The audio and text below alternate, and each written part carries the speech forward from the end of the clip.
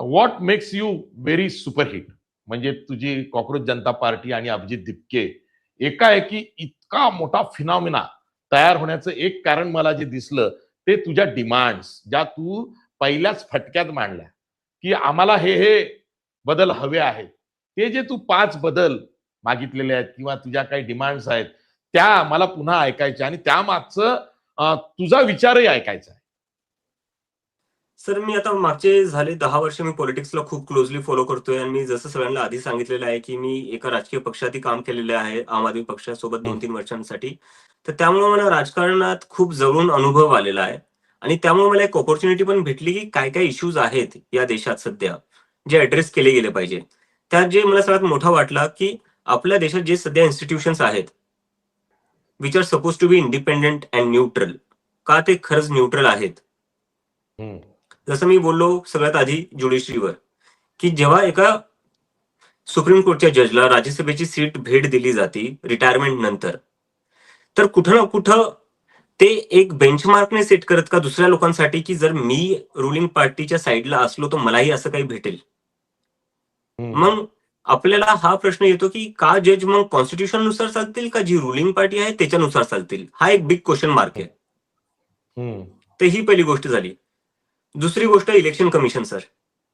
जसं मी आधी सांगितलं, बंगालमध्ये ममता बॅनर्जी ज्या सीटवरनं लढल्या तिथं 50,000 मतं डिलीट झाली, त्या 15,000 मतांनी हारल्या. तमिळनाडूमध्ये एम के स्टॅलिनच्या सीटवर 1,00,000 मतं डिलीट झाली, एम के स्टॅलिन 45,000 ते 50,000 मतांनी हारले. अरविंद केजरीवाल, नवी दिल्लीची सीट त्यांची होती, तिथे 40,000 मतं डिलीट झाली, ते 4,000 ते 5,000 मतांनी हारले.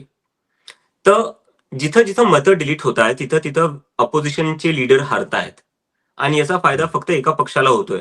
चला, एका मिनिटाला मी अज्युम करून घेतो की इलेक्शन कमिशन खूप फ्री अँड फेअर आहे आणि खूप इंडिपेंडेंटली ऍक्ट करते आणि बीजेपीचा याच्याशी काही घेणं देणं नाही.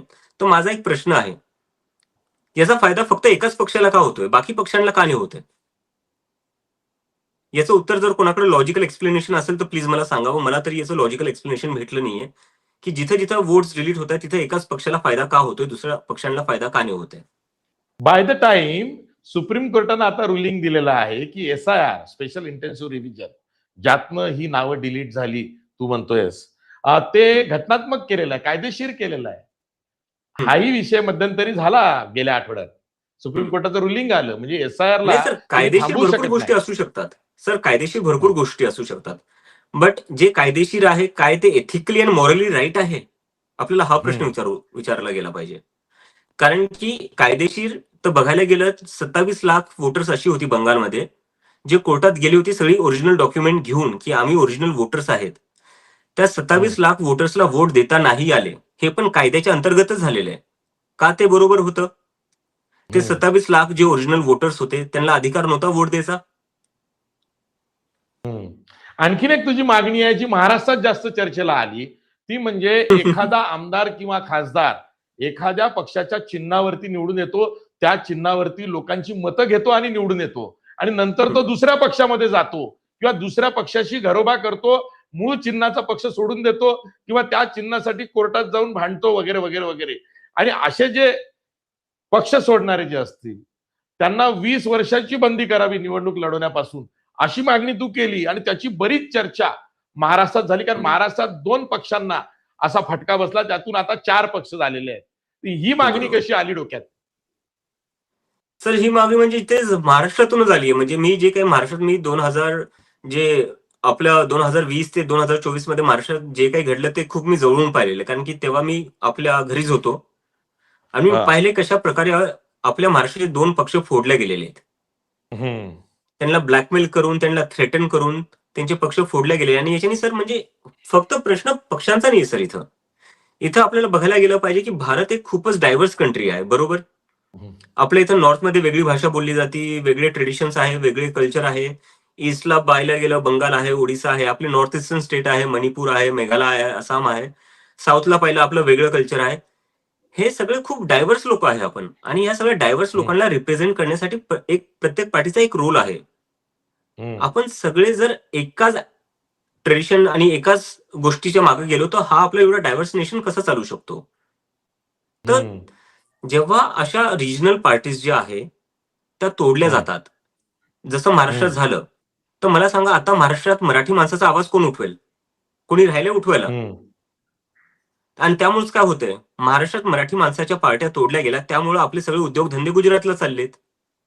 ह्याच जर आपल्या लोकल पार्टी स्ट्रॉंग असल्या असत्या आज, तर यांची हिंमत झाली असती मराठी माणसांचे उद्योगधंदे गुजरातला नेण्याची? नसती झाली ना.